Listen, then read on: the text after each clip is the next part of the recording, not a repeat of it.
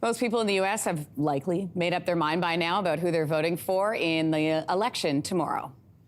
I voted for Jill Stein. You did? Yes, Green Party. I voted for Jill Stein. I find this so fascinating. So Jill Stein, by the way, is a third-party candidate polling at 1%, so obviously no real hope of winning, but a vote for Stein matters. Why?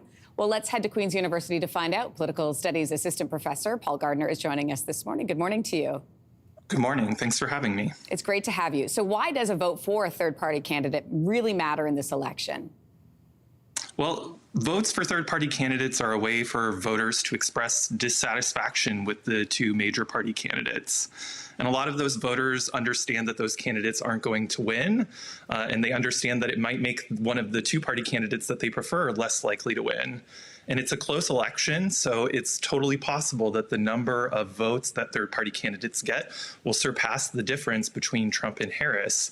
And so in this election, we've seen some concern in that, in particular, candidates like Stein or Cornel West could draw support from Kamala Harris, and that would but there's less concern maybe about Trump since Robert F. Kennedy left the race.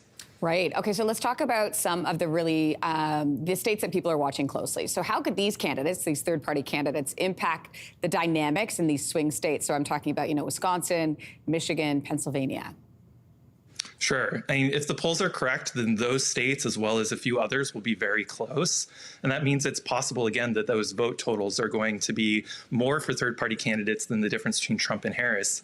And in some states, like Michigan in particular, there's been campaigns by groups that oppose, for example, the war in Gaza to encourage voters to cast their votes for third-party candidates, like Wester Stein, in protest of Harris's position on the conflict. And so if Harris loses Michigan by a small number of votes, it may be possible that the campaign will wonder if there's more that they could have done to reach those voters. But significantly, we can't necessarily assume that third-party candidates are spoilers for one party or another. It's not obvious, for example, that Stein voters would be willing to check the box for Harris if Stein wasn't on the ballot.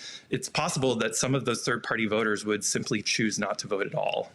You mentioned the issues. So I want to ask you about sort of that part of the story. Do these third-party candidates influence the issues that get attention from, the Republican Party or the Democratic Party? Sure. I think that's often part of the reason for the support of those third-party candidates, that there's hope that they might influence the issues. It doesn't appear to have been very successful in this cycle, right? So the war in Gaza is a case in point.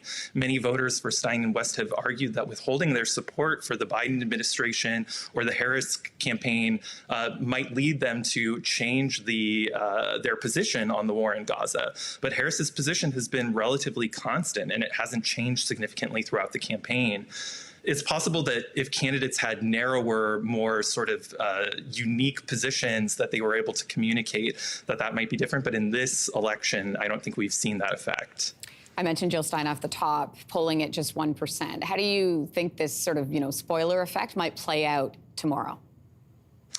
So I think it entirely depends on how close the election is, right? Right now, it's looking razor thin with the polls showing the two major party candidates neck and neck in these important states. If it ends up being as close as it looks, then voters might wish, or the candidates might wish they reached out to third-party voters more. On the other hand, they may have also concluded that by reaching out to some of these third-party voters with more distinct positions or issue desires, that they might lose other constituencies that they consider critical to their ability to win this election. So even if, for example, Harris loses the election by a smaller number of votes than Stein wins, it'll be extremely difficult for us to know whether a different strategy for those campaigns may have mattered.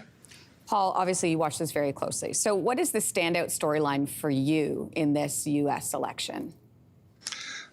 I mean, it's just been how incredibly close it is, right? Even compared to 2016 or 2020, the polls have been consistently showing this neck-and-neck race. So I'll be looking along with the results everyone else tomorrow night to see what happens. We'll see what happens. Time will tell. Paul Gardner, thank you for your time this morning. We appreciate it. Thanks so much. If you liked that video, make sure to subscribe to the Your Morning YouTube feed, where you can find all kinds of new content posted every weekday morning.